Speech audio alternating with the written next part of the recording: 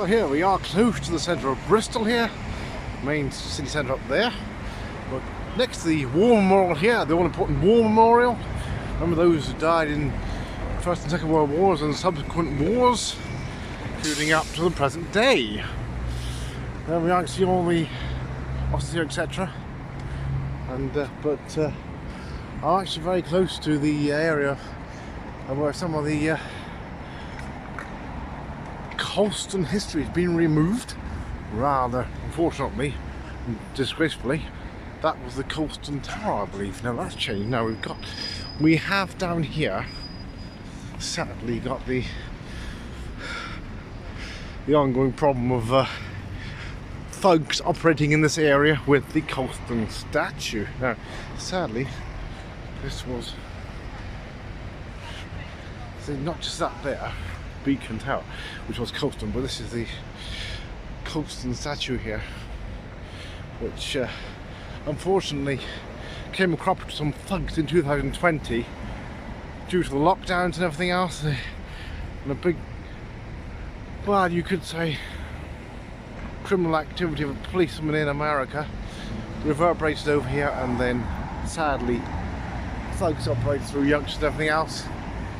Nothing to do with this country, all in America.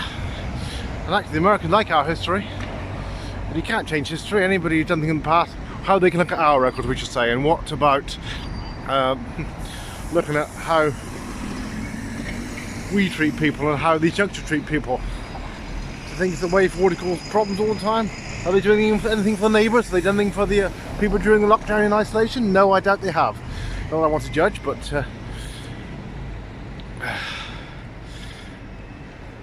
it's a disgraceful act. Criminal activity is criminal. Very least they need is a serious fine and, well, probably 4 or 5 years in prison, as most people have said. And other than that, national service perhaps would be very good, as a lot of people do say. National service to learn about a few values and also learn about history and culture, and also perhaps realising we have to accept history and work together to try and move forward.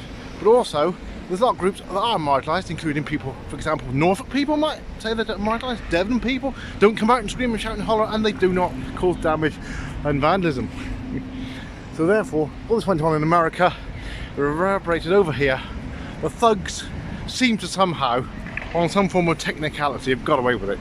Now, if it was something to do with me, any good law, they'd be in court again, retrial, looking at least probably, I know someone said 15 years, well I would say probably 7 years. I mean, you get 10 years for murder. It was totally disgraceful in the view of some other thugs, probably their mates and all that. It was not to do with African people, or, I mean, the people stoking up the worst were some of these commentators by some of the BBC, ITV and Sky. They were forced, or certainly it was all very forced by the BBC, who actually decided they were going to get anybody on who was black or Asian they could, to discriminate against local, ordinary people, ordinary folk, and also the fact that Colston and people like that, and any other statue they thought might have had any perhaps loose association with anything which might be controversial. Forgetting the fact that Colston actually gave a lot of money to the city in those days, and these people that just cannot stand history need to get out and do something good for society and make a name for themselves, if they're that. But people like Banksy, who funded these thugs, well, just shows what a thug he is, and he should be fined for all his crimes over the years, which is no doubt quite colossal. All the graffiti and all the damage and all the desecration. He might do a good bit of artwork and drawing now, and graphics, whatever else he does, whatever you want to call it, but certainly thuggery, promoting thereof, and graffiti, tagging and everything else, destroying and vandalising things which cost thousands to clear up in the wrong places is totally illegal. Banksy.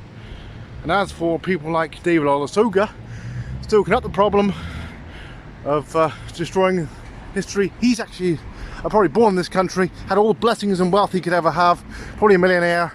What's he doing for anybody else? And does he care about anybody else? Nigerian family, highly controversial probably anyway. I know quite a few Nigerians I've spoken to over the years, and other immigrants find this totally disgraceful.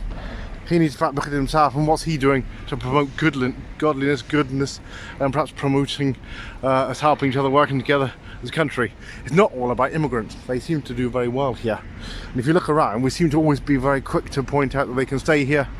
Certainly have the blessings that most people have here. I know that ladies had a problem with immigration, but then again that was because of her Dutch husband and not immigration services who were always overloaded with so many cases.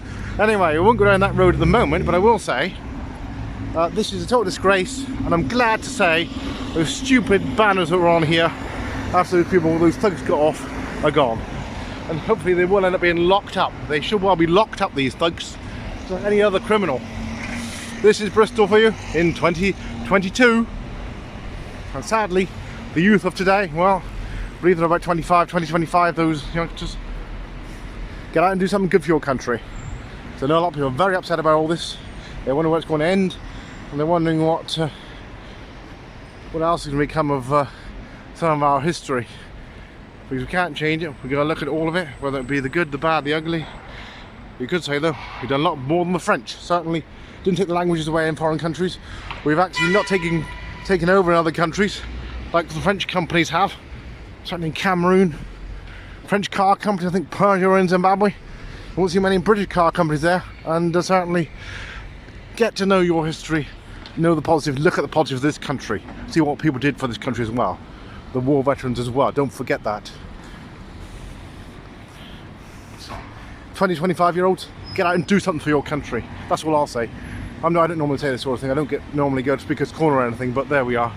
Plus we all need to stand up, those of us who never normally speak up for ourselves or get out and stand up for things. Stand up for yourselves, including you 75-year-old, 80-year-olds. There you are, have all the moaning on the bus and complaining, but you don't get out and you're too reserved to say anything about it in public. Well, it's rubbish to think that we should be marginalised just because of a few thugs, and certainly let other people do all the talking, and just a few young people who know nothing about the country, rather than ordinary people who are actually truly marginalised, who come from the poor areas and everything else. There we are. Here's the wreaths laid for Remembrance Sunday a couple of months ago, and we'll leave it there, even though there's a lot to be said.